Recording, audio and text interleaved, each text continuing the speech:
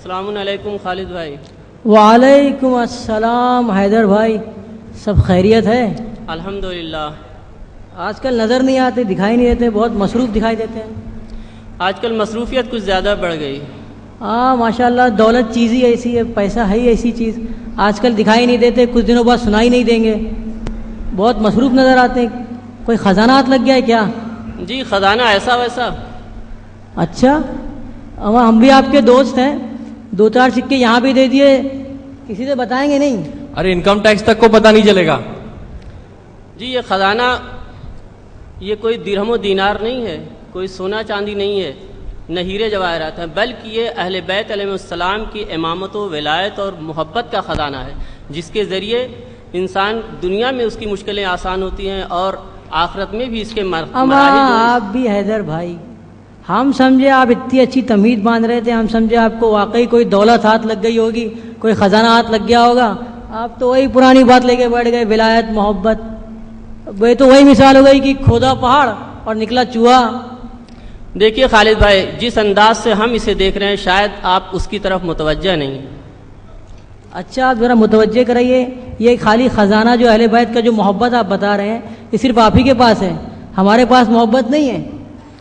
نہیں، ہم یہ نہیں کہتے کہ یہ خزانہ آپ حضرات کے پاس نہیں ہے، آپ کے دل جو ہیں ان سے خالی ہیں، لیکن آپ کی محبت در حقیقت تضاد کا شکار ہے. جی تضاد؟ You mean there is contradiction in law? Yes, contradiction. آپ یہ الزام لگا رہے ہیں جناب. دیکھیے یہ محبت آپ کی تجارت نہیں ہے، آپ کی جاگیرداری نہیں ہے. ہم بھی اہل بیت سے محبت کرتے ہیں. اگر آپ دیکھیں گے تو ہمارے بہت سارے شاعروں نے جو ہے بہت ساری قوالیاں لکھی ہے اہل بیت علیہ السلام کی شان میں. یہی تو ہماری محبت کا ثبوت ہے. آپ کہتے ہیں محبت نہیں کرتے ہم؟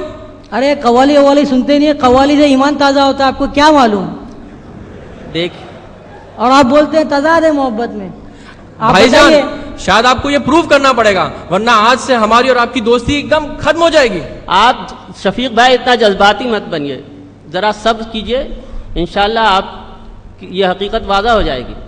لیکن آپ کو معلوم ہونا چاہیے کہ یہ ایک علمی گفتگو ہے، اس میں ناراض ہونے اور خفا ہونے کی ضرورت نہیں ہے. آپ اگر ہمیں وضاحت کا موقع دیں گے تو انشاءاللہ یہ بات جو ہے واضح ہو جائے گی. فرمائیے.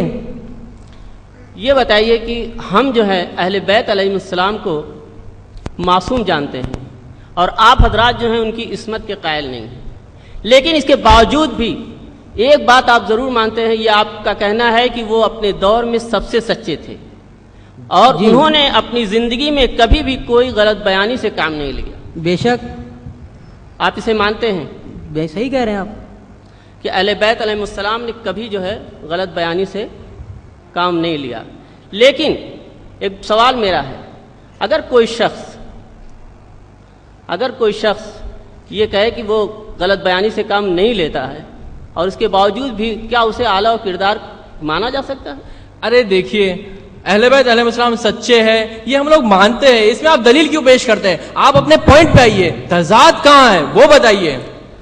ارے ہم تو اہل بیت علیہ السلام کو عالم بھی مانتے ہیں. چلیے ایک درجہ اور آگے بڑھ جاتے ہیں. آپ حضرات جو ہیں اہل بیت علیہ السلام کو اللہ کا منتخب کردہ امام نہیں مانتے، لیکن آپ یہ ضرور مانتے ہیں کہ وہ اپنے دور میں سب سے بہتر اور سب سے اعلیٰ فرد تھے اور اسی کے ساتھ ساتھ سب سے زیادہ دین میں سب سے بلند حیثیت رکھتے تھے. حضرت جناب امام جعفر صادق علیہ السلام کا نام تو آپ جانتے ہیں. جی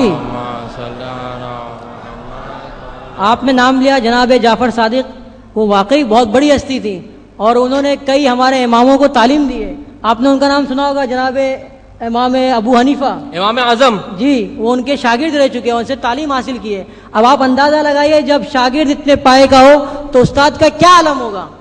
بے شک آپ نے صحیح فرمایا کہ استاد کا عالم کیا ہوگا. لیکن آپ کو ایک بات بتا دیں کہ اہل بیت علیہ السلام سے جو عقیدت اور محبت یہ امت رکھتی ہے، یہ ان کے اعلیٰ کردار اور اخلاق کے ساتھ ساتھ رسول اللہ صلی اللہ علیہ وآلہ وسلم کی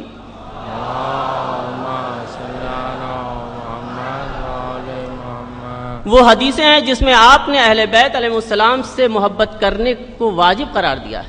آپ حدیث کی بات کر رہے ہیں، قرآن کی آیتیں موجود ہیں. قرآن میں ملتا ہے قُلْ لَا أَسْأَلُكُمْ عَلَيْهِ أَجْرًا إِلَّا الْمَوَدَّةَ فِي الْقُرْبَى.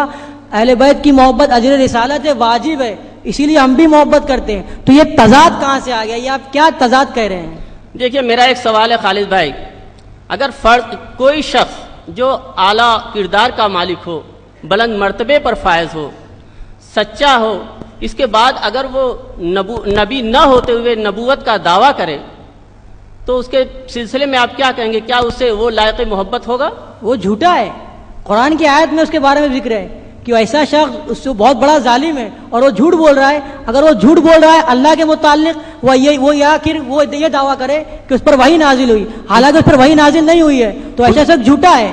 حضور ایک اجازت دے تو میں ایک جملہ کہہ دوں، بیان کریں ایسا آپ. شخص تو کافر ہے اور اس کے ماننے والے بھی جہنم میں جائیں گے. ارے جھوٹ بولتا ہے. دیکھیے آپ جو بات کہہ رہے ہیں اس پر آپ قائم رکھیے گا. ہاں یہ عقیدہ ہے ہمارا. میں یہ پوچھتا ہوں کہ اس کے برعکس اگر دیکھیں اہل بیت علیہ السلام کو، کہ وہ ان تمام صفات کے باوجود انہوں نے اس بات کا دعویٰ کیا ہے کہ ہم اللہ کی طرف سے بھیجے ہوئے نمائندے ہیں اس سرزمین پر، اور ہم رسول کے ہم رسول کے جانشین ہیں.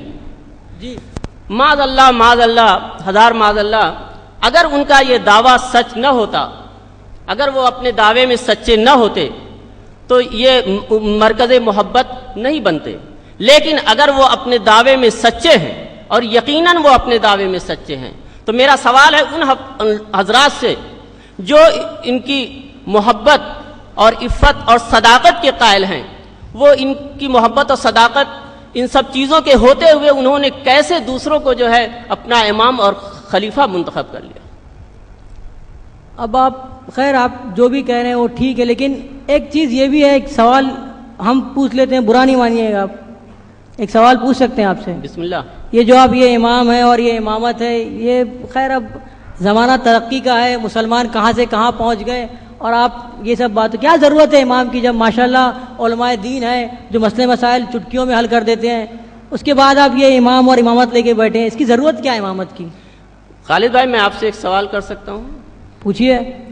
یہ بتائیے کہ خداوند عالم نے جس دین کو تمام امت کے لیے ایک نجات کا باعث قرار دیا، وہ دین ایک تھا یا متعدد دین تھا؟ وہ ایک حقیقت تھی یا کئی حقیقت تھی؟ اس میں تضاد اور اختلاف پایا جاتا تھا؟ نہیں، یہ دین ایک ہے، یہ متعدد نہیں ہے، ایک ہی دین ہے. یہ دین اللہ نے نازل کیا ہے، قرآن اللہ نے نازل کیا ہے. اگر آپ قرآن کی من جانب اللہ ہونے کی دلیل دیکھیں تو قرآن خود بتاتا ہے کہ اگر یہ قرآن خدا کے علاوہ کوئی اور نازل کرتا تو آپ اس میں اختلاف پاتے. اب کیونکہ قرآن اللہ نے نازل کیا اس لیے اس میں اختلاف نہیں ہے. اسی طرح سے یہ دین بھی اللہ نے نازل کیا ہے، تو اس میں اختلاف کہاں سے ہو سکتا ہے؟ یہ ایک ہی حقیقت ہے، اس میں کوئی اختلاف نہیں ہے. تو خالد بھائی جب آپ یہ تسلیم کرتے ہیں کہ ایک دین ہے، ایک قرآن ہے، ایک شریعت ہے، تو پھر آپ یہ بتائیے کہ اس میں اختلاف کیسے؟ آج اگر اختلاف نہ ہوتا تو ہم اور آپ یہاں کیوں جمع ہوتے؟ بات تو صحیح ہے، اختلاف تو بہرحال ہے حضور. خیر ٹھیک ہے، آپ کہنا کیا چاہ رہے ہیں؟ بقول خالد بھائی کے شفیق بھائی یہ کہہ رہے ہیں کہ اگر علماء کے ہوتے ہوئے کسی چیز کی ضرورت نہیں ہے، اگر علماء اس بات پہ قادر ہوتے کہ اختلاف دور کر لیتے تو آج امت سے اختلافات ختم ہو گئے ہوتے. ارے ان کی بات کہاں سنتے، ان جیسے علماء سو کی وجہ سے تو سارے اختلاف ہے. آپ مذاق مت کیا کریے اسی اہم گفتگو میں. دیکھیے میں علماء کو اس کا ذمہ دار قرار نہیں دیتا، میں علماء کی قدر کرتا ہوں، ان کی بے پناہ خدمتوں کو سراہتا ہوں، ان کی غیر معمولی زحمتیں جو دین کے لیے ہیں اس کو سلام کرتا ہوں. یہی آپ کی بات اچھی لگتی ہے. میں یہ نہیں کہتا کہ یہ اختلافات ان کی وجہ سے ہیں، لیکن اتنا ضرور ہے کہ یہ اختلافات جو ہیں علماء کے بس کی بات نہیں ہے کہ اسے دور کر سکیں. تو پھر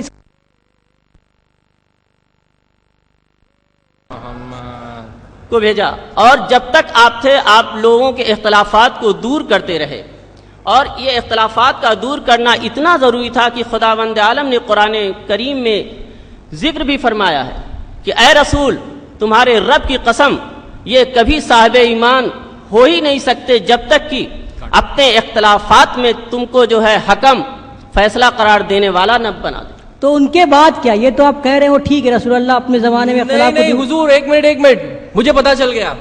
یہ اختلاف دور کرنے کے لیے اللہ تعالیٰ نے قرآن بھیجا ہے نا.